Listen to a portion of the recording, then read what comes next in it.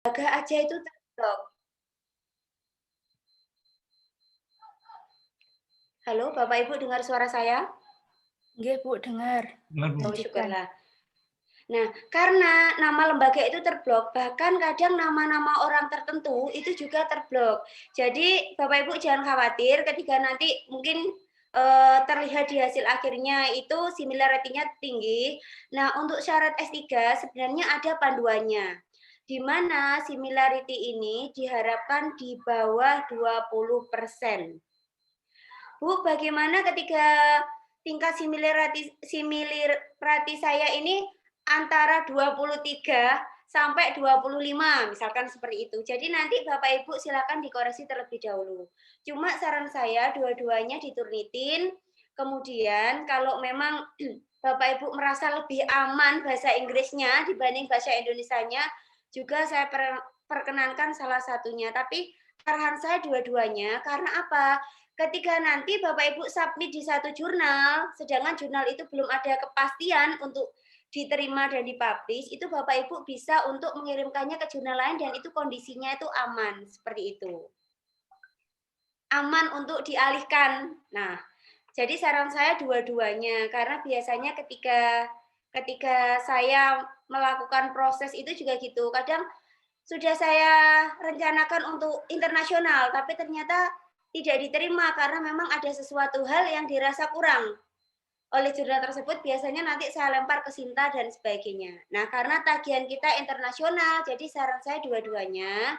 Tapi kalau Bapak Ibu merasa lebih aman di bahasa Inggrisnya saja juga tidak apa-apa. Nanti kalau Bapak Ibu kelas ini ada yang punya softwarenya, saya persilakan. Kalau memang perlu minta bantuan Mas Endra, nanti silakan juga langsung koordinir dengan Pak Eko. Nanti saya yang akan menyampaikan ke Mas Endra agar segera di cross check. Karena biasanya akhir semester ini pekerjaan Mas Endra juga banyak menumpuk terkait dengan turnitin TA-nya mahasiswa seperti itu. Nah, dari sini mungkin ada yang ditanyakan Bapak Ibu.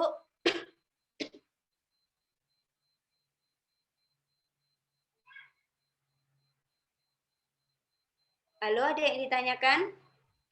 Bu Rara, Iya, silakan. Assalamualaikum warahmatullahi wabarakatuh. Waalaikumsalam warahmatullahi wabarakatuh. Mungkin saran dari Bu Rara untuk jurnal, Bu, karena memang ada pilihan beberapa jurnal. Kira-kira yang memungkinkan untuk level saya, mungkin kalau teman-teman mungkin sudah lebih baik. Itu kira-kira yang mana, Bu? Memang sebagian saya lihat ada dari link yang dikasih Bu Nurul, Prof. Nurul. Tapi yang elementary education itu kan memang sudah di-discontinue ya. Mungkin ada, oh ya, mohon izin juga kalau boleh informasi alamat email Bu Nurul, Prof. Nurul, Bu Rara, mumpung saya ingat gitu. Kira-kira yang mana nih Bu? Saya kira-kira begitu menurut Bu Rara. Terima kasih. Terima kasih. Mohon maaf saya agak batuk akhir-akhir ini. Jadi untuk jurnal itu nanti saran saya agar mudah diterima itu sesuaikan dengan speknya atau ruang lingkupnya. Kalau jurnal itu lebih akan mengedepankan kepemimpinan atau lebih kepada mutu, cari jurnal-jurnal yang memang membahas terkait dengan mutu, seperti itu. Selanjutnya, dari lingkupnya, ada jurnal yang memang diperuntukkan hanya untuk sistem persekolahan, contohnya MIE, Management in Education. Itu ada yang berbayar, ada yang free, tanpa bayar. Selanjutnya ada juga jurnal, ini kuartal 1, memang prosesnya agak lama, tapi harapannya ketika karya Bapak Ibu diterbitkan di sini, insya Allah otomatis ke depannya sampai ujian nanti, sampai ambil ijazah juga aman. The Studies in Higher Education, itu bagus. Cuma di situ bahasa Inggrisnya, silakan Bapak Ibu menggunakan aksen British, bukan Amerika. Saya juga sedang akan terbit dan sudah memperoleh LOE, dan di situ saya agak lama di bahasa Inggrisnya karena saya terbiasa menggunakan bahasa Inggris serapan ya, Americana, tetapi ternyata jurnal tersebut menginginkan yang aksennya British. Jadi saya harus konsultasi ke ahli bahasa juga. Selanjutnya ada jurnal dari Taiwan ya, ini Cina. Ini nanti akan saya share ya nama jurnalnya karena mohon maaf HP saya sedang off baterainya. Jadi ini ada salah satu jurnal dan ini tidak berbayar. Jadi ini gratis. Dan ketika Bapak Ibu submit, entah itu nanti diterima atau tidak, dari editornya ini nanti akan langsung diberi feedback. Nah, untuk tindak lanjutnya setelah feedback biasanya ditunggu 2-3 minggu, maksimal 1 bulan, itu nanti akan ada umpan baliknya. Apakah tulisan Bapak Ibu diterima atau tidak? Ini salah satu jurnal Cina yang paling cepat responnya dibanding jurnal-jurnal lain, meskipun kuartilnya masih Q3. Kalau beberapa jurnal lain sama-sama Q3, seperti yang Jeta Hong, terus kemudian yang Cina Baradaya dan sebagainya itu lama, 1-3 bulan. Tapi yang salah satu jurnal, dan ini akan saya share ke grup nanti ya, ini selain free, ini juga responnya cepat. Karena apa? Ketika kita berbicara UAS, ketika kita berbicara tagihan, nah ketika Bapak Ibu sudah berupaya submit, sudah memperoleh jawaban meskipun belum sampai LOE dan publish, itu paling tidak kami juga menghargai perjuangan dan segenap upaya Bapak Ibu. Jadi itu mungkin dapat dijadikan salah satu alternatif untuk Bu Diji maupun Bapak Ibu yang lainnya. Jurnal ini menerima sistem persekolahan maupun perguruan tinggi.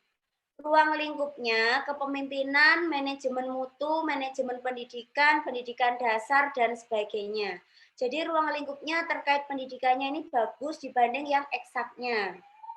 Nah, selain dari jurnal-jurnal tersebut, silakan nanti Bapak Ibu cek di Simeko, cari kuartil tidak harus langsung tinggi, tapi saya sarankan Q-nya Q3. Agar apa? Agar nanti dapat juga dijadikan Bapak Ibu tambahan data ketika Bapak Ibu akan menyelesaikan proses studi S3. Karena Q4 informasi saat ini yang saya terima, bahkan di angkatan saya itu tidak berlaku, kecuali bagi yang masa studinya sudah menjelang DO atau drop out. Itu nggak apa-apa, Q4 diterima. Tapi kalau Bapak Ibu ingin prestasinya bagus, lulus tepat waktu, atau sebelum masa DO habis, saya sarankan untuk menggunakan kuartil 3 minimal. Akan lebih bagus ketika Bapak Ibu menggunakan kuartil 2 atau 1. Itu BDJ yang dapat saya sampaikan. Untuk jurnalnya nanti akan saya share, nggih. Terima kasih Bu Rara. Nah, itu beberapa ini ya, opening dari perkuliahan pada siang hari ini. Silakan dilanjutkan. Bagi Bapak Ibu yang akan mempresentasikan artikelnya, disampaikan kesulitannya di mana, ketika belum memperoleh jurnal, nanti saya bantu untuk menginisiasi jurnal mana yang sekiranya ini nanti akan dapat menerima tulisan Bapak Ibu, seperti itu. Dan jangan lupa Bapak Ibu, selalu ini, baca dan telaah dari data yang kemarin saya kirim, jurnal-jurnal yang discontinue. Karena ini berbahaya. Di Simeko masih terdata, tetapi jurnal tersebut tidak bisa mengeluarkan ID Scopus Bapak Ibu. Dan apa kalau ID Scopus kita tidak keluar, otomatis nanti tulisan Bapak Ibu ini tidak akan dapat diakui untuk syarat kelulusan studi S3-nya. Tetapi di luar nggak masalah, tetapi ketika kita berbicara ID Scopus, ibarat identitas, ID itu yang penting, bukan kartu Scopusnya, seperti itu. Itu beberapa hal dari saya, silakan untuk kelompok selanjutnya. Saya persilakan. Mohon izin. Mohon izin untuk presentasi artikel. Monggo Bunda. Share screen.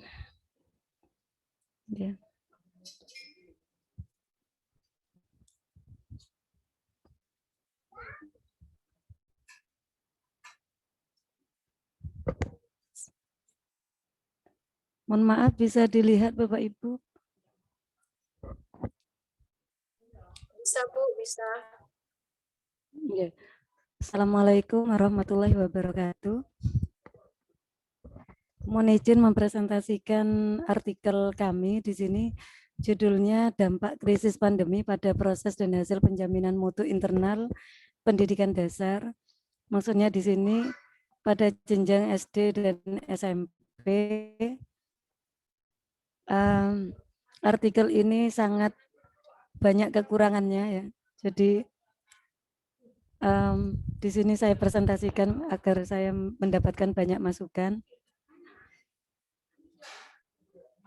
Di sini abstraknya intinya pada masa pandemi di sini telah berdampak pada sektor pendidikan dengan adanya kebijakan pemerintah untuk menutup sekolah. Kemudian terdapat penurunan hasil capaian mutu yang dilihat berdasarkan capaian standar nasional pendidikan pada tahun 2020, yang mana tidak ada satupun lembaga SD dan SMP di Kota Probolinggo yang memenuhi standar nasional pendidikan. Penelitian ini kami menggunakan mixing method research ya dengan tipe explanatory, yang mana pengumpulan data dilakukan dengan berurutan dan dominan kuantitatif dan pengumpulan data kualitatif sebagai pelengkap atau sekundernya.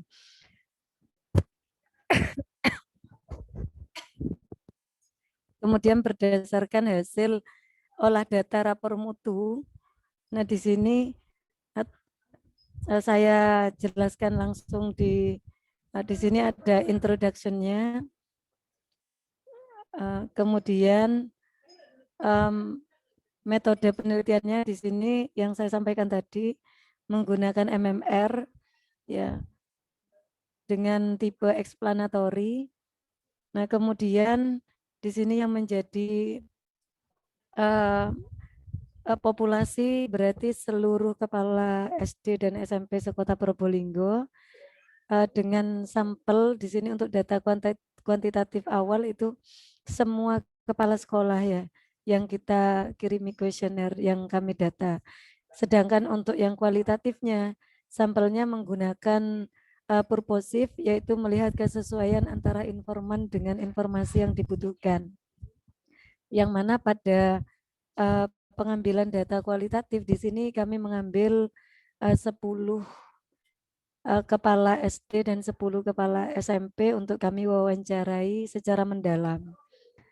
Nah, kemudian kalau di sini saya mengutip dari Profesor Mukadis tentang teknik pengumpulan data, penelitian mixing method. Kemudian hasil dari penelitian ya, penelitian ini bertujuan menganalisis dampak krisis pandemi terhadap proses dan hasil penjaminan mutu pendidikan dasar khususnya pada jenjang SD dan SMP. Nah, ternyata berdasarkan hasil olah dokumen rapor mutu dan kuesioner dari kepala sekolah SD dan SMP, kami memperoleh di sini capaian mutu SNP bahwa dari 8 standar, mulai dari standar kelulusan sampai dengan standar pembiayaan. Nah, di sini rata capaian SNP untuk jenjang SD tahun 2019 dan 2020 ini ada penurunan. Ya, ada penurunan pada tahun 2020 dan penurunan tertinggi di sini terdapat pada standar kompetensi lulusan, standar isi dan standar proses. Begitupun pada jenjang SMP sama, tidak jauh beda bahwa ada penurunan tertinggi pada 3 standar tersebut. Meskipun kalau kita lihat secara keseluruhan, hampir keseluruhan di sini mengalami penurunan. Nah, kemudian pada tabel, mohon maaf, tabel 1 tadi menunjukkan adanya 3 standar yang sangat menurun drastis ya. Kemudian selanjutnya dilakukan analisis terhadap indikator dan subindikator masing-masing standar. Nah, di sini khususnya dari 3 standar yang paling tinggi penurunannya tadi, ya SKL, isi dan proses. Nah, kemudian selanjutnya, nah di sini kita analisis per indikator dan subindikatornya, kita peroleh bahwa dari tabel 2 di sini capaian indikator dan subindikatornya menunjukkan bahwa ada beberapa di sini yang turunnya sampai mencapai SNP 3. Contoh di sini. Nah, pada jenjang SD, nah di sini pada standar isi, kalau kita lihat standar lulusan, ini baik pada dimensi sikap, pengetahuan, dan keterampilan semua mengalami penurunan. Kemudian pada standar isi, nah di sini kalau kita lihat pada subindikator yang lebih tajam penurunannya pada sekolah melaksanakan kurikulum sesuai ketentuan, kemudian mengatur beban belajar, kemudian menyelenggarakan aspek kurikulum pada muatan lokal. Pada standar proses juga demikian, penurunan sampai sangat drastis, yaitu hanya pada di SNP 2 di sini mendapatkan evaluasi dari kepala sekolah dan pengawas sekolah. Artinya bahwa evaluasi dari kepala sekolah dan pengawas sekolah ini sangat lemah ya selama tahun 2020. Nah, kemudian kami melakukan analisa lebih mendalam pada masing-masing indikator dan subindikator, ini hasilnya. Kemudian kita mengadakan juga untuk mendalami faktor penyebabnya, kita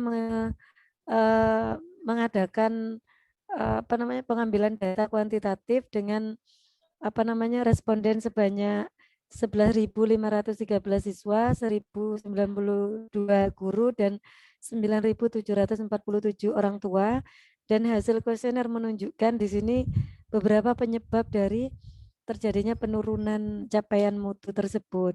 Di antaranya salah satunya di sini siswa memang mengalami kesulitan pembelajaran jarak jauh sebesar 55,9%, dan di sini pembelajaran jarak jauh yang diberikan oleh guru ternyata hanya memberikan tugas kepada siswa ini sebanyak 97%, dan guru tidak melakukan penguatan serta refleksi, dan seterusnya, bahkan ya termasuk supervisinya itu yang sangat lemah dilakukan oleh pengawas sekolah.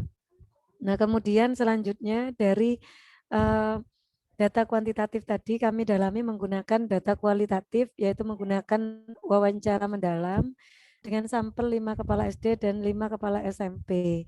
Kami mendapatkan di sini bahwa faktor yang menyebabkan yang pertama adalah proses pembelajaran yang kurang optimal, kurangnya kegiatan pengembangan diri siswa, kurang maksimalnya penilaian otentik, kurangnya peran supervisi kepala sekolah dan pengawas sekolah, kemudian kurang maksimalnya kinerja tim penjamin mutu sekolah, kemudian instrumen juga sulit dipenuhi. Nah, hasil wawancara di sini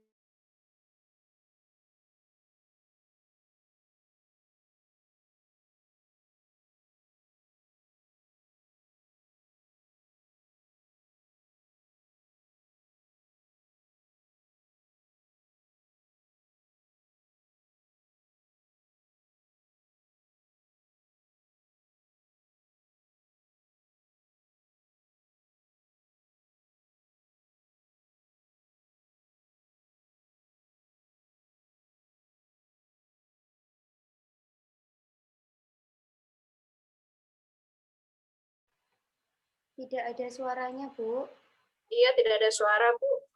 Mungkin terputus ya.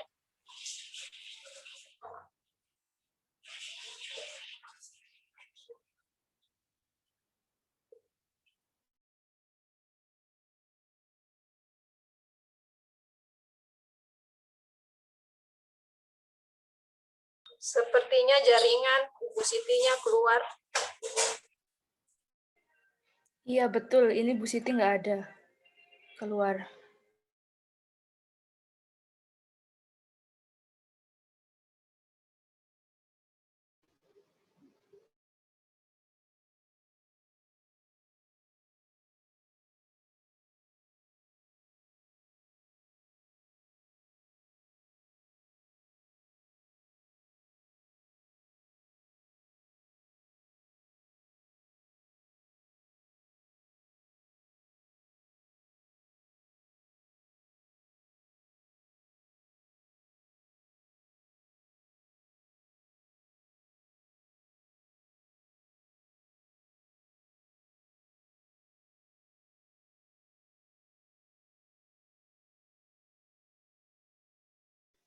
Ibu Romlah sudah masuk?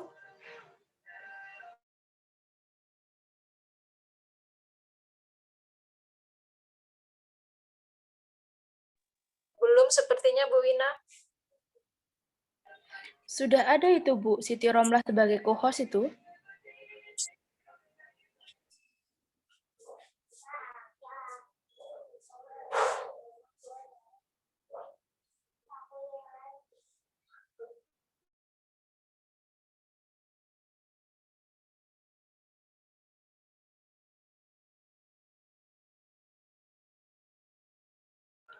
Sepertinya jaringan Ibu Siti Romlah lemah, Ibu. Bagaimana kalau diganti yang lain dulu?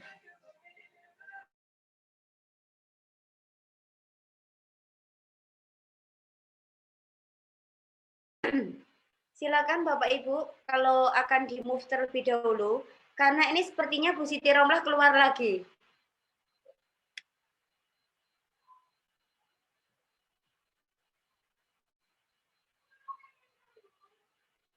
Jadwal hari ini selain Bu Siti Romlah siapa nggih Bapak Ibu?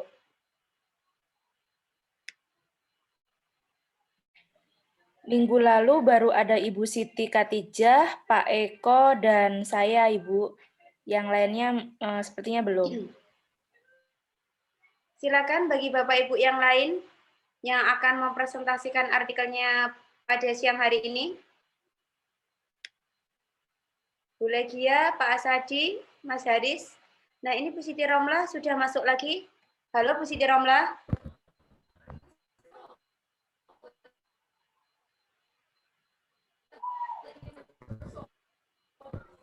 Halo Ibu. Nggih, mohon maaf. Nggih. Ibu. Oh iya, nggak apa-apa Ibu. Halo. Silakan dilanjutkan. Nggih, halo, halo. Iya, sudah masuk Bu suaranya. Halo. Nggih. Nggih, mohon maaf Ibu, sinyal di nggih. Mungkin itu tadi Ibu sekilas dari artikel kami. Nggih, terima kasih. Ya, jadi itu artikelnya Bu Siti Romlah ya Bapak Ibu. Bu Siti Romlah mungkin bisa share lagi ya judulnya. Nggih, Mungkin menggunakan Nggih, Bu. Nggih. Kami menggunakan rencananya elementary school, apa jurnal elementary school itu. Oke, terima kasih Bu. Jurnal elementary school ini berdasarkan info terakhir sudah discontinue Bu ini. Nah, karena sudah discontinue, otomatis nanti silakan dialihkan ke jurnal-jurnal yang lain. Sebenarnya dari judulnya Bu Siti Romlah, ini dapat dimasukkan ke beberapa jurnal. Bisa MIE, bisa Educational Culture, bisa Studies in Higher Education, bisa juga jurnal-jurnal yang lain. Nah, karena apa? Karena isinya kebanyakan jurnal-jurnal internasional bukan hanya melihat kebermanfaatannya saja, bukan hanya melihat topiknya, tapi metodenya itu juga diperhatikan. Jadi kalau tadi mencermati dari artikelnya Bu Siti Romlah, itu kan tadi menggunakan explanatory ya. Saya lihat lebih ke sequential ya. Jadi sekuensial ininya apa prosesnya. Dari tahun berapa ke berapa ada penurunan, ada peningkatan dan sebagainya. Jadi saya rasa ketika Bu Siti Romlah ingin membingkainya untuk mencapai jurnal internasional, data sudah ada, metode sudah lengkap, sudah detail, itu tinggal diasah di ini apa sumber-sumber yang dirujuk aja. Kalau tujuan kita ke jurnal dengan kuartil tinggi, Q1, otomatis sumber-sumber rujukan yang harus kita gunakan juga dari jurnal yang setara Q1 itu. Dan jangan lupa dalam pencantumannya juga dicantumkan di OI Jurnal. Nah, sebelumnya ada yang ingin saya tanyakan ke Bu Siti Romlah. Coba kembali ke judul sama abstrak Ibu. Halo, Ibu dengar suara saya?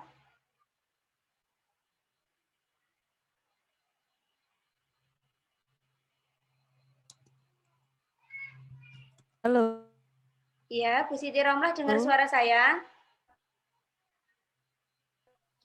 Nggih, Bu, ini mohon maaf ini putus.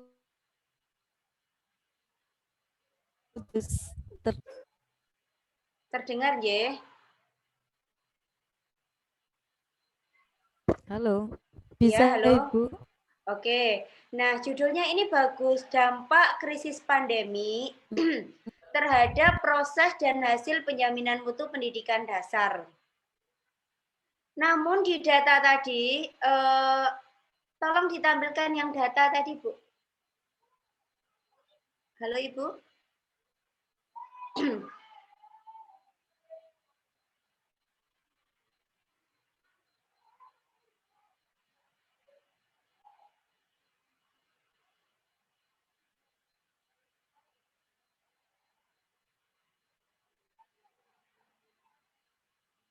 Data ini, Ibu.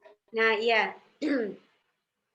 Nah, di data ini Ibu berdasar ke bawah, paling bawah. Itu kan ada 8 standar ya, paling bawah, Bu. Nah, ini. Tabel 1, itu saya tanya terlebih dahulu, ini Bu Siti Romla membuat tabelnya berdasar hasil riset atau tabel ini berdasar data yang ada di dinas. Tabel ini, Bu. Saya dari membuat rata-rata itu. Berarti Dari ini karya sekolah-sekolah. ya, Jadi disatukan gitu. iya, jadi dari sekolah 1 sampai sekolah yang SD itu sampai ke 86, kemudian di rata-rata, kemudian dimasukkan ke situ, Ibu. Oke. Nah, karena ini datanya Mulai ini data rata-rata skornya itu. iya, karena ini datanya data hasil berarti jangan lupa tabelnya itu ditulis sumbernya berarti kan hasil penelitian. Karena apa? Itu Bu Siti Romlah ini membuatnya sendiri, mengolahnya sendiri. Dan jangan lupa ketika berbicara hasil, itu nanti juga harus masuk ke di bagian hasil, yaitu research and discussion atau biasanya research aja. Nah, beberapa jurnal internasional ini ada yang ketika kita mengambil gambar, mengambil tabel, mengambil diagram dari sumber yang bukan hasil penelitian, itu wajib mencantumkan sumbernya. Namun kalau berdasar hasil penelitian, berarti peletakannya nanti di result atau ditulis sumbernya di bawah tabel, itu sumbernya dokumen hasil penelitian. Seperti itu. Jadi secara teknis aja, yang saya sarankan untuk secara isinya sudah cukup ini ya, komplit ya, sudah cukup komprehensif. Dan ini Bu yang saya ingatkan, kapan hari saya sepertinya sudah pernah kirim ya di kelas ini terkait dengan ini data-data jurnal yang sudah terdiskontinu tahun 2021. Nah, jurnal elementary school di Turki ya, ini memang secara Simego dia masih ada, tapi ternyata dia tidak bisa untuk menerbitkan ID Scopus. Jadi itu nanti sangat dikhawatirkan.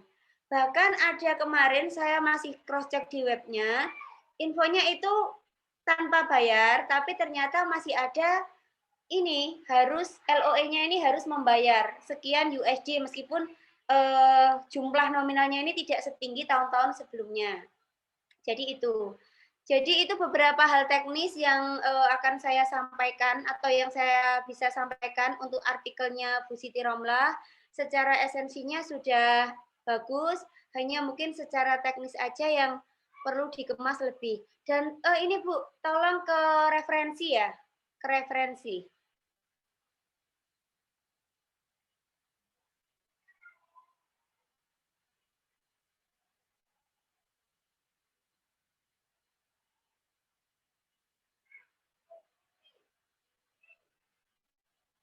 Oke, kira-kira itu ada berapa jumlah referensinya, Ibu? Ini ada yang belum juga, Ibu. Ini perkiraan ya sekitar 30 berapa gitu. Oke, jadi bagus Bu. Jadi minimal untuk referensi ini silakan menggunakan sumber buku boleh, tetapi akan lebih bagus saya sarankan menggunakan artikel jurnal yang internasional dengan kuartil-kuartil yang tinggi. Karena apa? Di bidang referensi itu biasanya yang menjadi patokan reviewer. Ketika suatu judul bisa direkonstruksi menghasilkan suatu temuan baru, suatu manfaat keilmuan baru, pengembangan ilmu baru, itu biasanya didasarkan pada referensi yang seperti apa. Dan apakah artikel ini sudah merujuk dari bukunya Creswell, Ibu? Creswell sudah ada? Creswell sudah ada. Creswell, kalau Creswell itu kita pakai MMR-nya itu Creswell sama Prof. Muhadis, ya. Ini saya sarankan ditambahi satu lagi, Bu, mixed method juga, MMR. Karangannya Tasakori, itu bagus. Apalagi ketika Ibu lebih banyak mengupas pada explanatory, sequential. Di situ akan lebih jelas dibanding buku-buku lainnya. Jadi sebenarnya saling melengkapi, tapi ruhnya dari mix and method ini lebih banyak dikupas oleh Takasori. Jadi namanya Takasori. Bukunya juga saya ada, nanti akan iya, jadi nanti akan saya fotokan. Itu lengkap dari berbagai metode, teknik dan pendekatan dalam mix method dan lebih rinci dan detail. Karena kemarin juga saya sempat ketika kelayakan juga disarankan menggunakan buku itu, dan setelah saya baca memang luar biasa. Bahkan buku-buku karangan orang Indonesia ya, seperti Prof. Sugiono, Prof. Muhadis, dan sebagainya, itu sedikit banyak juga bersumber dari buku tersebut. Itu aja beberapa tambahan dari saya, Bu Siti. Yang lainnya sudah bagus, komprehensif, dan ya, silakan ditindaklanjuti. Siap, Ibu. Silakan, mungkin Bapak Ibu yang lain ingin memberikan tambahan, atau mungkin teman-teman yang lain, atau dilanjutkan presentasi. Silakan. Lanjut, Ibu. Silakan. Setelah ini siapa?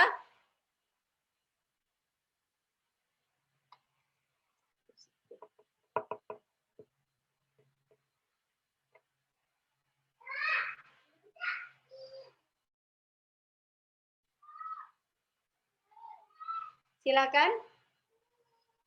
Yang akan presentasi. Yang belum, Bu Legia, Pak Dino, Mas Haris, sama Pak Asadi ya.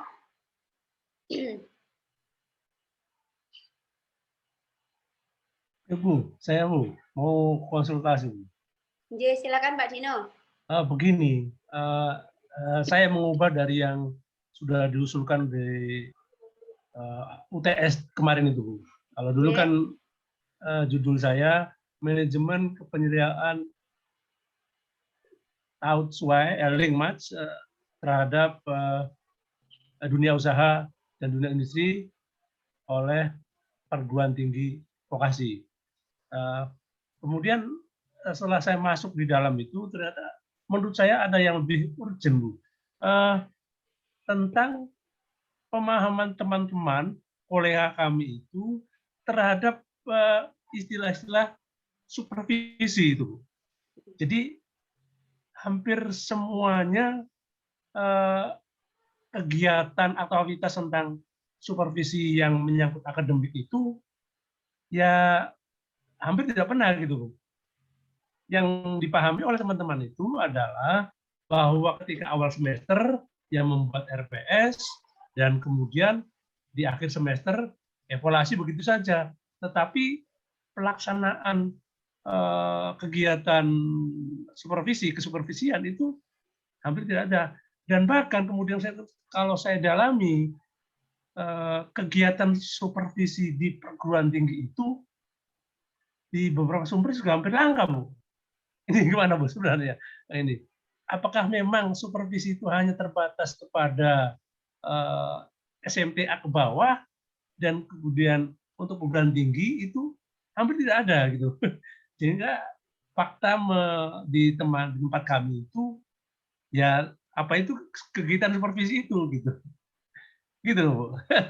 Barangkali juga saya hampir semuanya di perguruan tinggi hampir nggak ada penelitian tentang supervisi di perguruan tinggi. Gitu. Monggo, Bu. Saya ingin komentar. Terima kasih Pak Dino. Jadi ketika berbicara supervisi, ini lebih identik dipahami pada sistem persekolahan. Kalau di perguruan tinggi bagaimana? Sebenarnya ada, namun supervisi yang terlaksana di perguruan tinggi ini biasanya kewenangan setiap jurusan. Melalui apa? Melalui SKD. Jadi ada ini kan tagihan kinerja dosen itu seperti apa, sebelum awal semester sudah membuat perencanaannya seperti apa, apakah nanti terlaksana tidak, kemudian di akhir semester ada yang namanya BKD ya, beban kinerja dosen, nah dan SKP, nah itu yang dijadikan salah satu piranti atau tools dalam mensupervisi pendidik di perguruan tinggi. Nah, alurnya, prosesnya berbeda dengan yang ada di sistem persekolahan atau jenjang persekolahan. Kalau jenjang persekolahan ada pre, observation, post. Jadi mulai dari apa, hal-hal apa yang harus dilaksanakan, kemudian prosesnya. Bahkan ada pengawas yang sampai terjun ke kelas untuk menilai, untuk menelaah bagaimana guru tersebut memberikan PBM proses pembelajaran, kemudian hasil dari kapabilitas siswanya seperti apa. Nah, kalau di perguruan tinggi, secara umum itu sudah tersistem dalam yang namanya quality assurance, penjaminan mutu. Maka dari itu, setiap jurusan itu ada yang namanya UPM, unit penjaminan mutu jurusan, jadi per jurusan. Kemudian ada yang namanya GPM, gugus penjamin mutu, yang ada di setiap fakultas, dari hasil jurusan ke fakultas, dari hasil fakultas dan antar fakultas itu kemudian masuk ke universitas. Jadi ketika berbicara supervisi di perguruan tinggi, dosen itu lebih banyak pada ini BKD dan SKP saya lihat. Karena apa? Dalam salah satu form atau format itu ada yang penilaian dari kajur atau atasan langsung. Bila mana nilainya di bawah rata-rata, di situ ada kesimpulan bahwa kinerja dosen ini kurang baik, tidak baik, baik, atau mungkin ada catatan-catatan yang lain seperti itu. Jadi itu yang lebih konkretnya pelaksanaan supervisi di perguruan tinggi. Namun secara umum penjaminannya itu semuanya sudah terakomodasi dalam quality assurance yang ada di setiap jurusan. Nah, setiap jurusan itu ditinjau dari apa? Salah satunya SPMI-nya dari penerapan AMI itu sendiri. Makanya contohnya di UM ini sama-sama jurusan AP atau MP. Dari S1, S2, S3, format AMI-nya sama, tapi rata penilaiannya yang berbeda. Kalau S1 ini lebih kepada penerapan ilmunya, kemudian S2-nya lebih kepada apa, S3-nya lebih kepada apa. Tapi secara format itu sama. Mengapa saya berbicara demikian? Karena dari format yang ada dalam AMI, audit mutu internal ini, esensinya ini semuanya disesuaikan dengan visi dan misi dari setiap jurusan yang ada. Kemudian tujuannya seperti apa? Nah, apakah antara visi misi yang sudah terejawantahkan untuk mencapai tujuan ini sudah sesuai dengan Rinstra atau belum? Nah, itu nanti tinggal penyesuaian. Jadi kalau di perguruan tinggi memang lebih banyak itu saya merasakan, saya tidak pernah mengajar kemudian ditunggui dosen senior, tidak pernah, kecuali saat ini awal-awal mendaftar dosen itu sempat ketika kita micro teaching itu kita dinilai. Tapi setelah itu saya dilepas. Nah, kajur saya itu hanya menilai ketika saya berdasarkan SKP dan BKD saja. Seperti itu, Bapak. Karena itu terkait dengan itu, saya menganggapnya itu baru. Karena itu judulnya saya ubah, Bu. Judulnya menjadi pemahaman ketua program studi,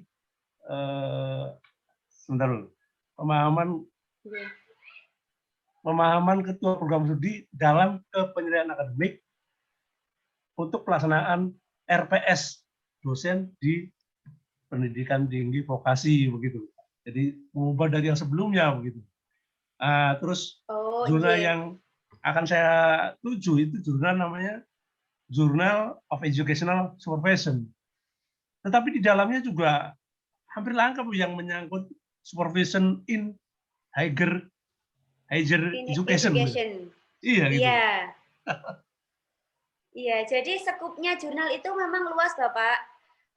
Teman saya kemarin sempat ngirim di sana karena memang kebetulan dia menelaah terkait dengan supervisi di SMK ya, terkait dengan Dudi saat itu. Dan itu prosesnya lumayan 2 bulan, 3 bulan, tetapi kemungkinan besar itu banyak yang masuk. Sedangkan kebanyakan dari yang saya baca di artikel yang sudah terpublish yang untuk perguruan tinggi, ini semuanya rata-rata pengkaitannya, supervisinya itu lebih dikaitkan pada quality assurance sama quality control-nya. Sedangkan ketika saya baca hasil-hasil karya tulis yang sudah terpublish itu, rata-rata yang lebih banyak berbicara supervisinya itu lebih kepada sistem persekolahan dalam kaitan PBM ya Pak ya, supervisi PBM-nya, proses belajar mengajarnya. Tapi yang manajerial, kemudian yang terkait dengan quality control-nya, quality assurance lebih banyak ini lokasinya ini di higher education, di perguruan tinggi. Dan ini Pak Dino, itu skupnya memang terfokus ke supervisi, jadi kemungkinan untuk diterimanya juga besar. Seperti halnya tadi Bu DJ ya. Bu DJ ini skupnya perguruan tinggi, terkait dengan mutunya. Nah, ini cari juga jurnal yang memang skup utamanya di situ. Contohnya Studies in Higher Education, itu salah satunya. Sedangkan untuk jurnal-jurnalnya Bu Wina atau Bu Siti Romlah itu space-nya mencakup ke berbagai jurnal. Nah, lokasinya ini dilihat dulu apakah hanya menerima sistem persekolahan, hanya menerima perguruan tinggi atau bisa menerima dua-duanya. Karena setiap jurnal itu kadang skupnya luas, tapi jenjangnya itu kecil. Ada yang jenjangnya luas, skupnya kecil. Yang paling baik, yang paling mudah masuk itu yang mana Ibu? Yang pertama, dari esensi kebermanfaatan tulisan Bapak Ibu itu sendiri. Yang kedua, dilihat dari skupnya dan jumlah terbitannya.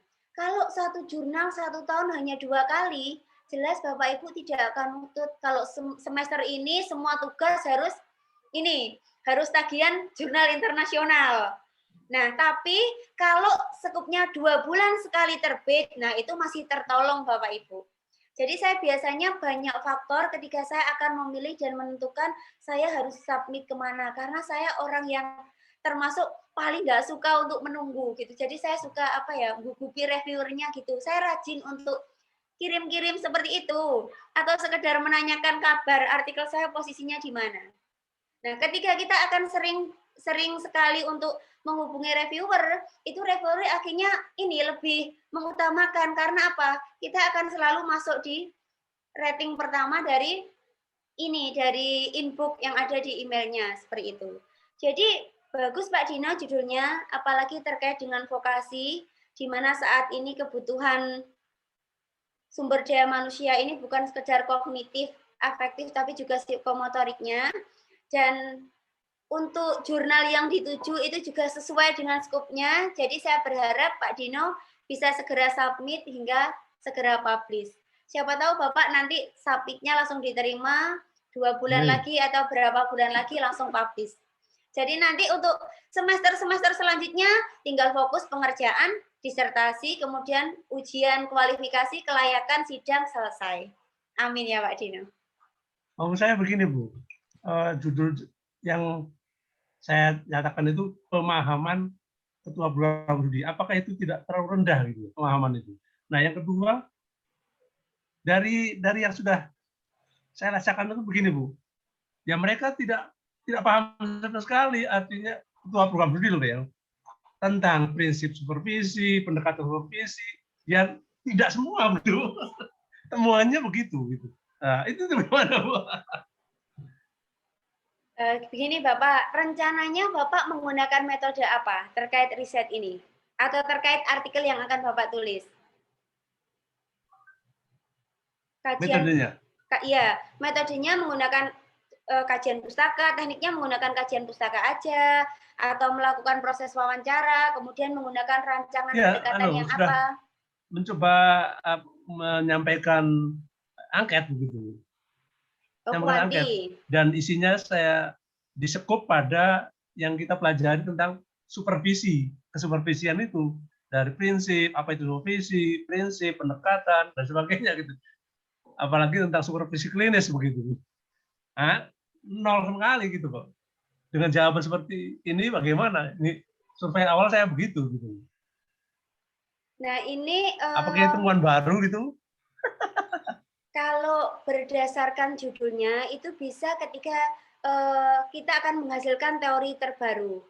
Cuma ketika kita berbicara pembuatan artikel, terus kemudian skupnya juga sesuai hal itu, dan ketika hasilnya memang tidak sesuai dengan yang kita harapkan, karena ini kuanti Pak ya, sudah nyebar angka dan sebagainya. Kalau berdasar kuantitatif metode yang digunakan, pemahaman itu sebenarnya kan sudah masuk ke dalam indikator-indikator instrumen yang sudah dibagikan. Ya. Nah, namun realitanya di perguruan tinggi ini supervisi itu lebih dipandang pada ini kesesuaian antara SKP BKD dosen itu. Karena di setiap jurusan sudah memiliki bagian quality assurance tersendiri. Nah, alangkah baiknya kalau itu disatukan, itu bagaimana Pak? Contohnya gini, terkait dengan supervisi, tetapi datanya bukan hanya berdasar pemahaman kajurnya saja, tetapi juga hasil dari ini quality assurance yang ada di jurusannya. Karena setiap quality assurance antar jurusan itu pasti hasilnya berbeda. Meskipun sama-sama menerapkan 9 kriteria, tapi saya yakin setiap jurusan itu mungkin ada yang penelitian jurusan ini lebih tinggi dibanding pengabdiannya. Begitu juga dengan SDM. Yang sudah jenjang doktor sekian, yang S2 sekian, yang masih proses pendidikan sekian. Nah, itu secara tidak langsung tentunya akan berpengaruh terhadap hasil itu sendiri, mutu dari jurusan itu sendiri, sehingga dalam pelaksanaan supervisinya itu nanti akan menjadi temuan baru apa yang sebaiknya dilakukan oleh kajur terkait pelaksanaan pensupervisian pengawasan terhadap SDM di jurusannya, dan juga bagaimana nanti dalam mengembangkan atau menindaklanjuti hal-hal yang dirasa kurang dari 9 kriteria tersebut. Kalau itu gimana Pak Dino? Itu lebih skupnya lebih apa ya? Lebih bisa mendalam dan lebih sesuai dengan yang diharapkan oleh mata kuliah kita. Halo Pak Dino? Iya, Bu. Oke. Berarti Pak Dino sudah selesai ya? Halo Pak Dino? Iya, Bu. Nah, luar biasa ini. Pak Dino ini diam-diam ternyata sudah selesai, Pak Eko. Iya, Eko. Ya, silakan. Mungkin bagi Bapak Ibu yang lain yang ingin berkonsultasi atau ingin mempresentasikan artikelnya. Jadi nanti gini Pak Eko, saya minta judul-judulnya tadi, ya nanti Pak Eko kirim ke WA saya. Saya akan bantu untuk ini menyarankan jurnal mana yang mungkin bisa dapat Bapak Ibu submit seperti itu. Saya pelajari dulu, ini lebih cocok kemana gitu, karena harapan saya semuanya juga lulus, semuanya memenuhi dari target atau rencana yang memang sudah kita targetkan di awal seperti itu. Nah, nanti mungkin saya akan memberikan saran beberapa jurnal dan sebelumnya akan saya bantu cross-check-kan karena tidak semua jurnal yang masih terdaftar di Simago ini bisa mengeluarkan ID Scopus. Itu yang penting ID Scopusnya Bapak Ibu. Seperti itu. Jadi nanti mohon kerjasama Bapak Ibu yang artikelnya sudah selesai dikirim ke Pak Eko. Yang baru judulnya saja juga tidak apa-apa, ya. Alangkah baiknya ketika ada judul ada abstrak Bapak Ibu, karena itu kata kuncinya ya, abstrak sama kata kunci itu penting. Karena apa? Untuk saya cross check di jurnal-jurnal internasional biasanya menggunakan kata kunci dari ini judul Bapak Ibu itu biasanya lebih mudah bagi saya untuk membantu mensinkronkan jurnal mana nanti yang akan Bapak Ibu tuju seperti itu. Dan ketika Bapak Ibu misalkan sudah di luar perkuliahan ini ingin sharing terkait jurnal, juga saya persilahkan.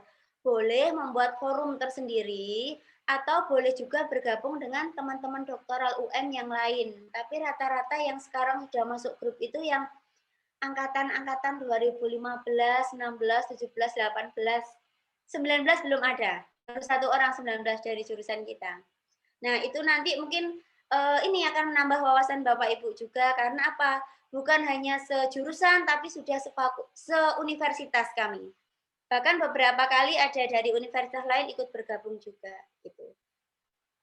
Nah, dari sini mungkin ada yang ingin ditanyakan Bapak Ibu, atau ingin disampaikan, saya persilahkan.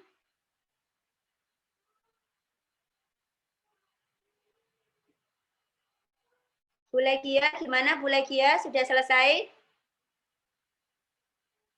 Ya, Ibu, saya masih dalam tahap pengumpulan data karena saya kemarin mengambil tentang manajemen, bukan manajemen, tentang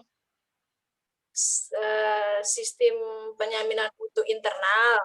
Tapi saya khususnya untuk kepuasan mahasiswa mengenai manajemen sistem penjaminan internal.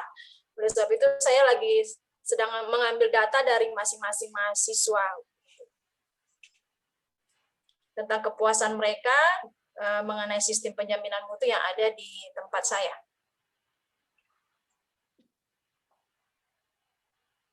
Jadi di perguruan tinggi juga ya Bu Legia? Iya Ibu. Saya di perguruan tinggi agama, Bu.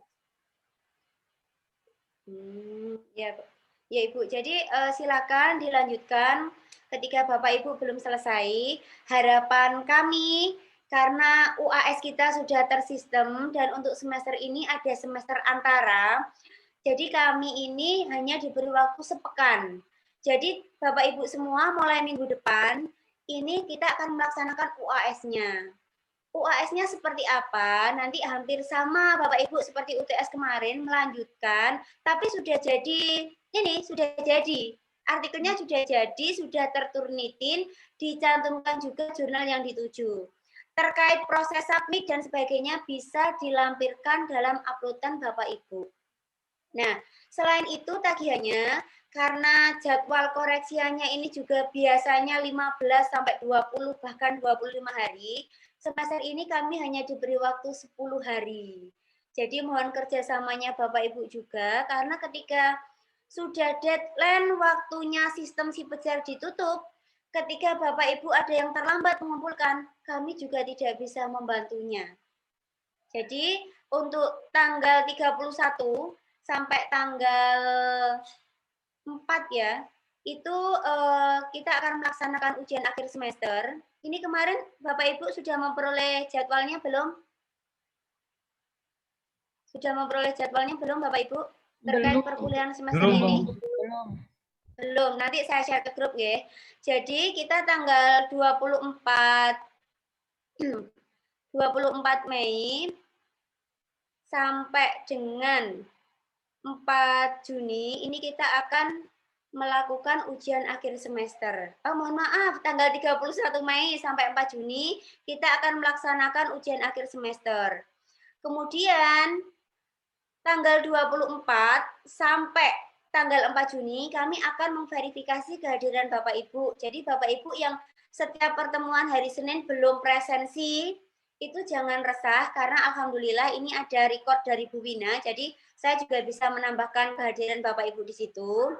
Selanjutnya, evaluasi PBM ini kami hanya diberi sampai tanggal 10 Juni.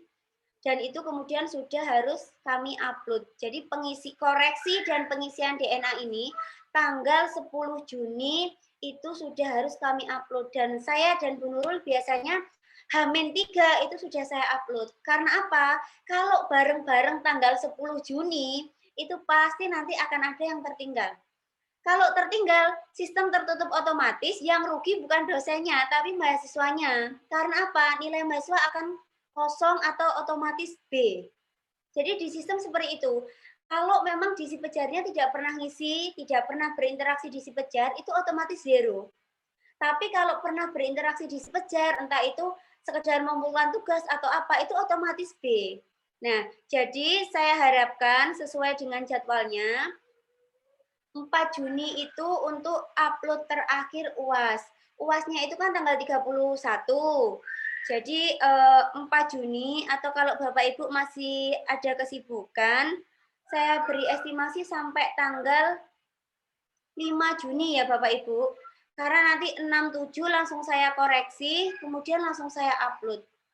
Karena kalau saya menunggu tanggal 10 Juni pas, saya khawatir nanti terlambat. Ketika upload nilai itu, kadang sudah terentry semua, tiba-tiba error. Karena apa? Banyak yang menggunakan dan kelemahan sistem Sipejarnya UM. Ketika banyak yang akses, mesti akan terjadi takedown, jadi akan terjadi error.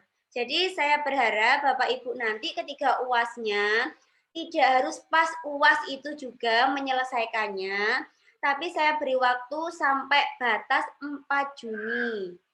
Setelah itu akan kami koreksi dan langsung akan kami upload hasil penilaiannya. Karena tanggal 12 Juni KHS online Bapak Ibu sudah harus di-print. Nah, karena selanjutnya akan ada yang namanya semester antara. Jadi semester antara ini, Bapak Ibu yang mungkin ingin mengulang nilai di semester sebelumnya, yang dirasa kurang, itu biasanya diperkenankan. Atau kalau untuk S3, bisa langsung menghubungi dosennya, kemudian boleh ikut di semester antaranya, atau bisa ikut di semester depannya, seperti itu. Fungsinya semester antara hanya untuk perbaikan, bukan untuk menambah mata kuliah. Untuk S3 seperti itu. Beda dengan S1. Kalau S1 untuk menambah mata kuliah biar lulusnya cepat, kalau S3 hanya untuk perbaikan. Dan rata-rata beberapa dosen tidak membuka kuota di semester antara, tapi diinkludkan di semester selanjutnya. Ini Bapak Ibu sudah semester 2, nggih? Betul, Bapak Ibu. Ibu sudah semester 2. Iya, Bu. Ya, Berarti semester depan ini tinggal seminar proposal. Insya Allah begitu. Ya, tinggal seminar dua mata proposal sama ini ya Bapak ya, apa studi Dua mata mandiri ya? kuliah pilihan. Kok ada Oh, sama mata kuliah penunjang disertasi, Bu, itu? iya mata Oh, itu iya, itu mata kuliah baru. Jadi Bapak Ibu sudah menempuh kuliah ini kuliah mandiri belum? Yang ini mandiri 1, mandiri 2, mandiri Belum. 3. Belum, Ibu. Belum, berarti Itu semester dia. 3. Jadi semester 3, mandiri 1 itu biasanya di ini jenjang pendidikan dasar, Bapak Ibu, TK, SD, SMP. Kemudian mandiri 2 itu lebih kepada SMA, SMK, MAN, pokoknya sejenis itu ya, sekolah menengah. Terus kemudian mandiri 3 itu lebih ke perguruan tinggi. Biasanya itu nanti akan dikombin dengan proposalnya. Nah, proposalnya ini nanti Bapak Ibu membuat bab 1 sampai bab 3, kemudian dipresentasikan di depan dosen seperti presentasi hari ini. Kemudian nanti ada penilaiannya. Nah, biasanya nanti akan dilibatkan promotornya. Jadi yang mengampu biasanya 4 sampai 6 dosen dalam mata kuliah seminar proposal. Ada yang ahli mixed method, ada yang ahli R&D, ada yang ahli kuanti, dan ada yang ahli kualitatif, seperti itu. Nah, ada juga ini Bapak Ibu Angkatan 2020, mata kuliah penunjang disertasi ini artinya pembekalan-pembekalan yang nanti mungkin dapat mempermudah Bapak Ibu untuk segera lulus sesuai dengan batas waktu yang ditentukan, lulus 3 tahun. Jadi untuk semester selanjutnya Bapak Ibu hanya ada sedikit mata kuliah dan diharapkan agar nanti proposalnya juga bisa dikerjakan dengan optimal seperti itu. Dari sini ada yang ditanyakan Bapak Ibu, saya persilakan. Mohon izin bertanya, Ibu, terkait mata kuliah tadi yang Ibu jelaskan mandiri 1 sampai 3, apakah itu berbeda dengan mata kuliah yang kami ambil saat ini? Ini ada yang ambil PAUD, SD, kemudian ada manajemen perguruan tinggi, ada yang kejuruan. Apakah sama atau berbeda, Ibu? Nama mata kuliahnya apa, Bu? Kalau yang saat ini saya ambil manajemen perguruan tinggi. Mungkin Pak Eko di sekolah menengah ya? Ya, saya ngambil sekolah menengah. Manajemen sekolah menengah dan kejuruan.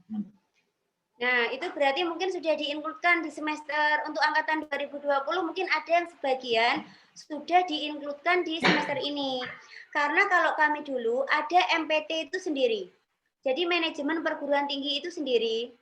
Kemudian ada nama mata kuliah ini studi mandiri. Studi mandiri nanti kita akan melakukan studi akademik kunjungan. Ada yang ke Bali, ada yang ke Singapura dan sebagainya, tergantung kelasnya. Terus kemudian disambi atau barengan dengan proposal. Jadi penyajian proposal seperti itu.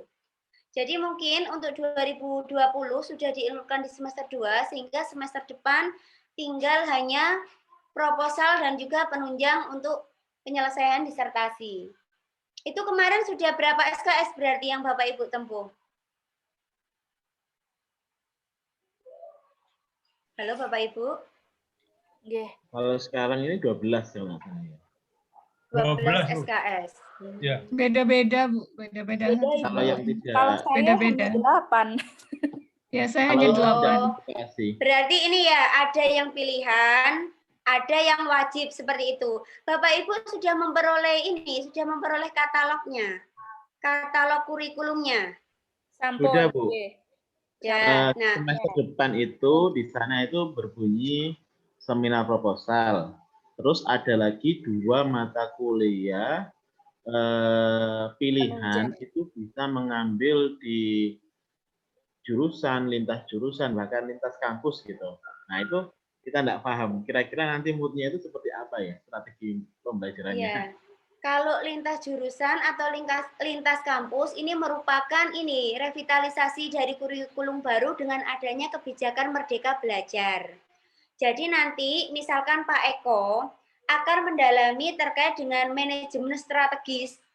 Nah, kemudian mata kuliah manajemen strategis itu juga muncul di jurusan lain atau fakultas lain, ekonomi katakanlah. Bapak bisa nanti mengambil mata kuliah tersebut, dan yang ngajar biasanya juga dari jurusan lain. Tapi nanti Bapak tetap memperoleh hak nilainya sama. Atau nilainya juga dapat masuk ke Bapak meskipun nanti yang ngajar orang ekonomi atau dosen ekonomi. Itu ketika lintas fakultas. Ada juga yang lintas universitas. Jadi kalau di S1 itu biasanya mata kuliah humas ini ada dari UNP, ada dari UNY, ada dari UNESA, ambil di UM. Kemudian kami yang menilai dan kemudian kami sinkronkan dengan pihak yang bagian kemahasiswaan atau kajurnya untuk memberikan nilai yang sudah kami berikan. Nah, ini merupakan salah satu follow up dari adanya Merdeka Belajar. Kalau saya menyarankan ketika Bapak Ibu akan mengambil mata kuliah pilihan, sesuaikan yang memang itu menunjang disertasi Bapak Ibu. Karena apa? Karena harapannya ketika kita memahami konten dari disertasi kita secara mendalam, proses dan hasilnya nanti juga bisa dapat optimal seperti itu. Jadi misalkan Bu Wina ini lebih kepada manajemen atau mutu perguruan tingginya.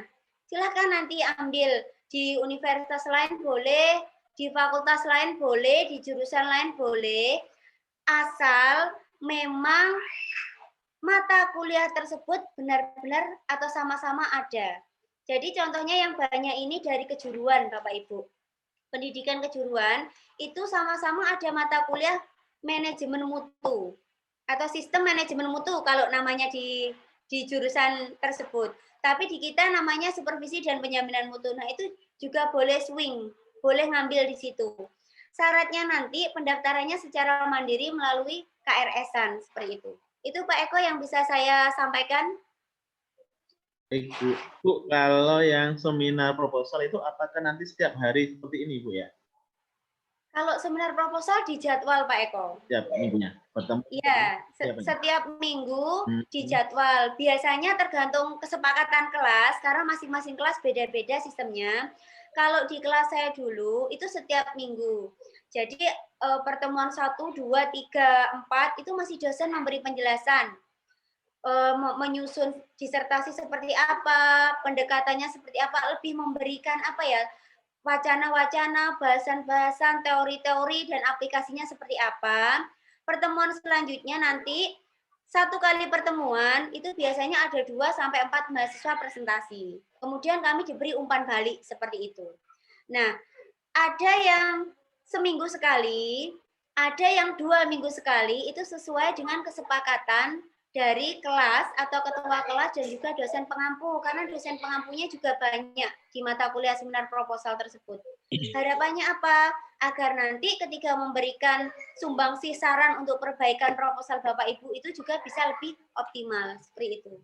Jadi kalau kelas saya tiap minggu, tapi adik kelas saya itu 2 minggu sekali juga. Tergantung nanti Pak, tergantung kesepakatannya dengan para dosen pembina seperti apa. Yang pasti disiapkan Pak Eko nanti, baik itu ini MS Word-nya maupun PowerPoint-nya, karena ketika kita presentasi itu harus ada 2 bahan tersebut. Dan juga disesuaikan dengan kuota atau waktunya. Jadi durasinya 1 mahasiswa itu maksimal hanya 15 menit.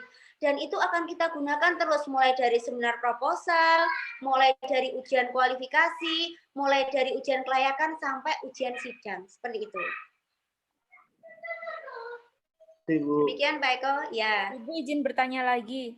Ya, silakan Bu Wina. Maksud dengan semester antara tadi kan untuk kita perbaikan nilai begitu. Ya. Perbaikan nilai itu yang harus diperbaiki itu yang paling ini berapa ya Bu? Maksudnya harus B kah, harus Amin atau berapa yang bisa diperbaiki begitu?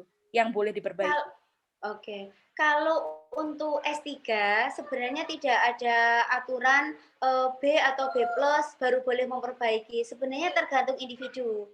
Kalau saya dulu A- itu saya nggak mau Bu, jadi harus saya perbaiki. Kalau saya gitu. Tapi saya pernah kejadian waktu S1 karena saya agak idealis ya orangnya. Saya sudah memperoleh nilai A- saat itu. Tapi saya berharapnya A, karena saat itu memang terjadi kesalahpahaman. Saya sudah mengumpulkan, tapi karena namanya sama, dikira saya yang belum mengumpulkan, tapi kan NIM-nya beda. Nah, saya dari A-, ini ya sok-sokan ingin memperbaiki dengan harapannya A.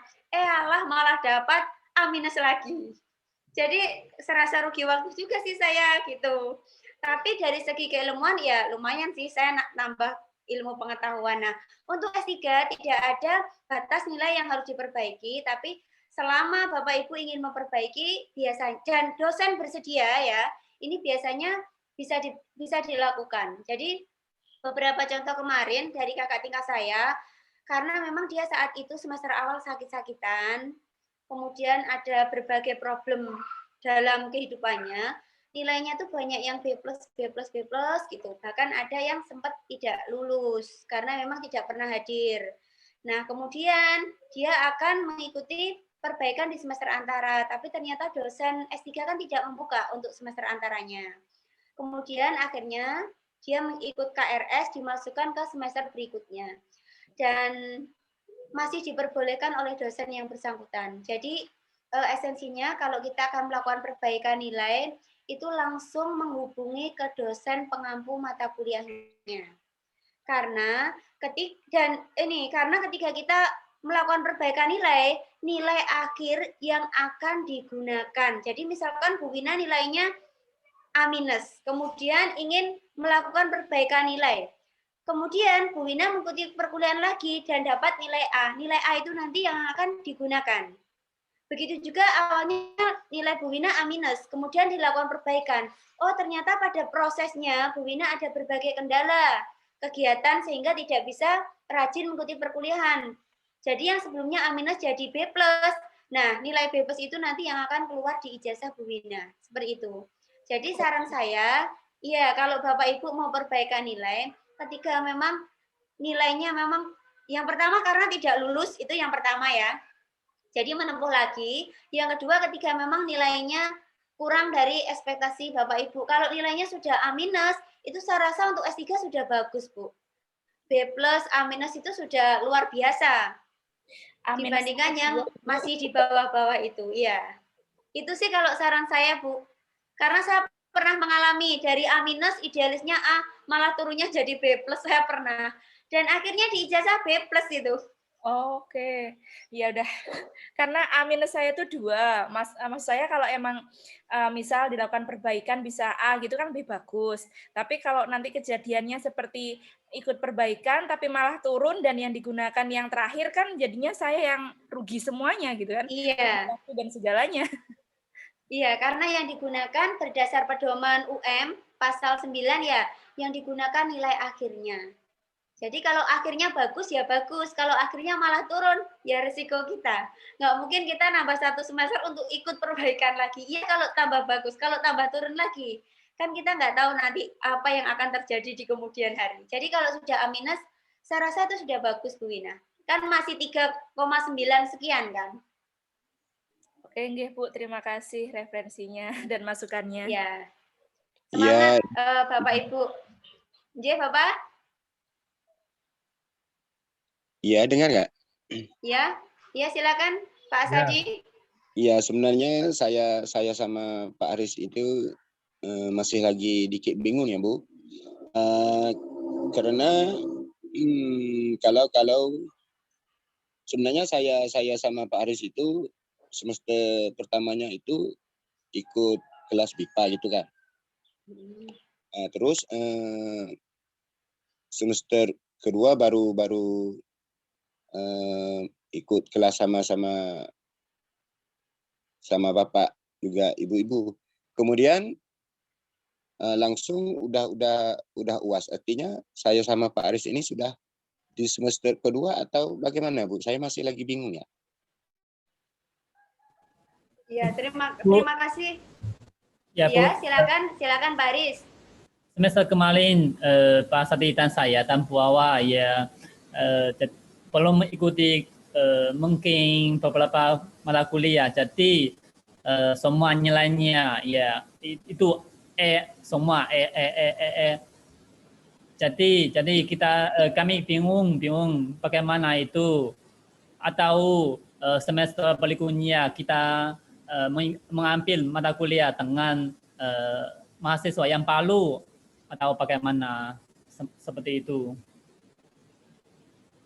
Ya, makasih Bu. Ya, terima kasih Pak Sadi dan juga Mas Haris ya. Jadi untuk mahasiswa BIPA ya biasanya memang semester awal itu masih ada yang namanya proses pembelajaran untuk penguasaan bahasa. Jadi semester awal kebanyakan dan rata-rata tidak bisa mengikuti perkuliahan sesuai jadwal jurusan. Nah, bagaimana Bu? Apakah kita bisa disebut semester 1 atau semester 2? Dan apakah nanti hal-hal apa yang harus kita lakukan? Karena sebelumnya atau di semester sebelumnya nilai kita E. Yang pertama nanti, Bapak Ibu silakan langsung menghubungi Kajur ya, langsung ke Prof. Ali, disampaikan ketentuannya. Terus kemudian di siakat Bapak Ibu yang akademik ya, yang di sebelah kiri itu kan ada kurikulum ya, kan ada registrasi, kemudian ada yang ini registrasi, kurikulum, KHS, DHS dan sebagainya. Masuk siakat kolom paling kiri yang akademik kan ada identitas, kemudian ada akademik, kemudian ada lain-lain yang nanti bisa masuk si pejar, e-office dan sebagainya. Nah, yang di kolom akademik silakan Bapak Ibu cek di kurikulumnya. Kemudian mata kuliah apa yang sudah ditempuh dan mata kuliah apa yang belum ditempuh. Nah, setelah itu menghubungi kajurnya atau menghubungi Prof. Ali untuk mengikuti perkuliahan di semester selanjutnya. Jadi rata-rata kalau mahasiswa BIPA itu memang semester awal itu banyak yang belum bisa mengikuti perkuliahan. Karena faktor ada ini penguasaan bahasa, pembelajaran bahasa selama 1 semester. Ketika saya S2 di luar itu juga seperti itu. Semester awal saya hanya diajarkan fokus ke bahasa Jepang, tidak diperkenankan ikut kuliah. Sehingga teman-teman angkatan saya yang seharusnya itu saya sama ngambil mata kuliahnya, di semester ganjil itu berbeda karena saya harus menambah mata kuliah yang seharusnya sudah saya ambil di semester 1 tapi belum bisa saya lakukan. Nah, caranya mengambil sesuai dengan jadwal yang keluar Mas Haris maupun Pak Asadi. Karena apa? Karena setiap angkatan ini ada yang memang sudah terplot bahwa itu atau mata kuliah tersebut akan dikeluarkan di semester gasal atau mata kuliah tersebut akan dikeluarkan di semester genap. Nah, cara untuk cross check mana yang sudah diambil dan belum, silakan masuk ke siakat, kemudian pilih bagian akademik dan cek kurikulum. Jadi di situ ada kurikulum, ada yang namanya mata kuliah wajib, ada yang namanya mata kuliah tambahan. Ambil wajib, jadi yang wajib itu harus wajib diambil. Nah, kalau tambahan itu menyesuaikan dari kebutuhan Bapak Ibu. Biasanya mata kuliah tambahan diperuntukkan yang pertama bagi yang lulusannya tidak linier. Tidak linier itu misalkan dari S2 Bahasa Inggris, S3-nya Manajemen Pendidikan. Dari S2 Matematika, S3-nya Manajemen Pendidikan. Nah, itu biasanya mengambil mata kuliah tambahan lebih banyak dibanding teman-teman yang linier. Karena jumlah SKS lulusan yang linier itu S2-nya MP, S3-nya MP, itu linier. Kalau S2-nya matematika, S3-nya MP berarti belum linear. Nah, yang belum linear wajib menambah mata kuliah lain. Dan jumlahnya antara lulusan linear dan tidak linear itu ada perbedaan SKS-nya. Jadi kalau saya, karena saya linear, mulai S1 APMP, itu saya hanya 144, kemudian ditambah 28, ya hanya itu saja. Tapi bagi teman-teman yang tidak linear, itu lebih banyak lagi jumlah SKS-nya. Jadi saran saya, dicek dulu di siakatnya, yang sudah diambil mana, yang belum diambil mana. Yang belum diambil silakan nanti diprogram di KRS semester depan. Karena setahu saya semester antara S3 ini tidak ada yang pernah buka untuk jurusan kita dosennya. Kecuali mungkin kuotanya ada seperti itu. Karena kalau hanya 1-2 mahasiswa biasanya include di semester depan. Seperti itu ya Pak Asadi dan juga Mas Haris. Iya, Bu. Mohon izin menambahkan Ibu. Ya, silakan Bu Wina. Terkait dengan yang pilihan apa yang linear sama tidak, kemarin saya juga mendapatkan kendala karena saya jurusannya itu linear, tapi ternyata di siakatnya itu terprogram untuk saya itu tidak linear, dan itu nanti harus dikomunikasikan dengan Mas Endra nanti yang akan mengkomunikasikan dengan bagian akademik begitu. Jadi memang sistemnya siakat saat ini kemarin itu ada beberapa yang ketidaksesuaian begitu loh Bu. Jadi ada sesuatu mata kuliah yang harusnya tidak diambil ditulis di situ begitu. Oh, berarti masih ada miss ya Bu ya? Iya, betul. Nah, itu nanti saran saya Bu, biar nanti tidak berimbas sehingga Ibu harus menambah mata kuliah di semester-semester selanjutnya, segera dikomunikasikan dengan Mas Endra atau Mbak Sasi. Nah, kemudian kalau sudah data-data identitas Bapak Ibu yang ada di siakat, baik itu nama, tempat tanggal lahir, jenis kelamin, segera di cross check apakah sudah sesuai atau belum. Kan ada email, kemudian ada NIK dan sebagainya, segera di cross check.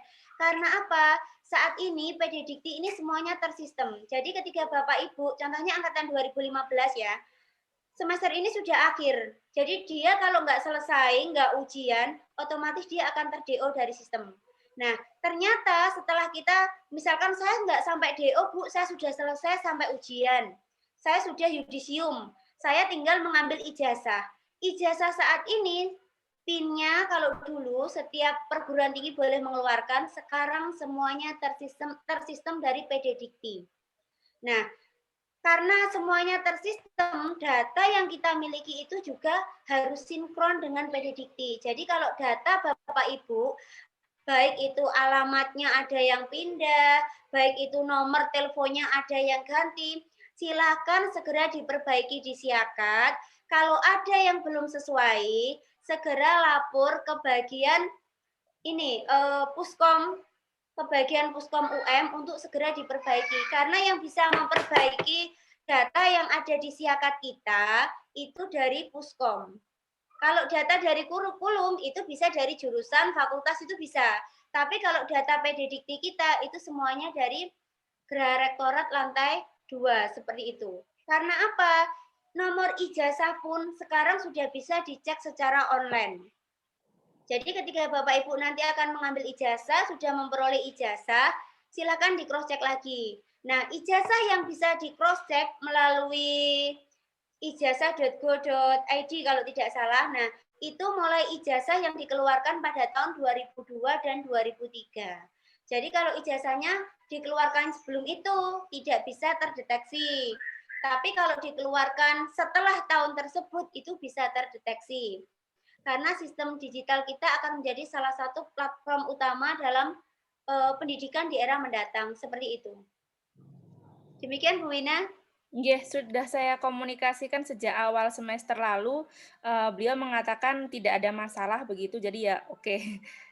Untuk datanya punya saya sudah sesuai dan sudah mendapatkan kuota dari Kemendikbud juga Ibu. Oh, alhamdulillah. Nah, ini bagi Bapak Ibu yang lainnya ya, karena saya pernah mengalami jenis kelamin saya ini ditulis laki-laki. Dan itu sempat saya protes berkali-kali, tidak ada tindak lanjut, sehingga saya akhirnya langsung ke rektorat dan tidak ada hitungan menit sudah bisa diperbaiki. Nah, itu beberapa hal dari pertemuan kita pada siang hari ini Bapak Ibu, ada yang ingin ditanyakan atau mungkin dirasa sudah enough? Cukup, Bu. Cukup ya Bapak Ibu. Jadi silakan Bapak Ibu untuk mengoptimalkan dan menyelesaikan artikelnya. Kemudian minggu depan kita akan bertemu di UAS. Nah, sebelum UAS nanti mungkin kisi-kisinya seperti apa akan saya sampaikan juga di grup entah hari Kamis atau hari Jumatnya. Dan Bapak Ibu yang belum presensi di Sipejar tidak perlu galau dan risau karena nanti saya yang akan entry-nya secara manual dan beberapa sudah saya entry berdasar hasil pembelajaran kita atau pertemuan telekonferensi kita setiap minggunya. Tetap semangat Bapak Ibu dan jaga kesehatan. Semoga seluruh cita-cita dan juga hal-hal yang Bapak Ibu harapkan semuanya terijabah ke depannya. Amin. Amin. Sebelum kita mengakhiri perkuliahan dan pertemuan kita pada siang hari ini, marilah kita berdoa menurut ajaran agama dan keyakinan kita masing-masing. Berdoa, disilakan.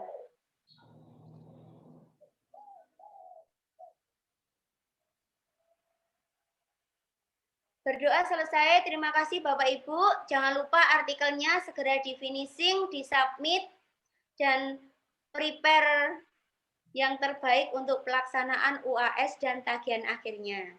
Tetap jaga kesehatan dan jaga semangat. Saya akhiri. Wassalamualaikum warahmatullahi wabarakatuh. Waalaikumsalam. Terima kasih Ibu. Terima kasih Bu Rara.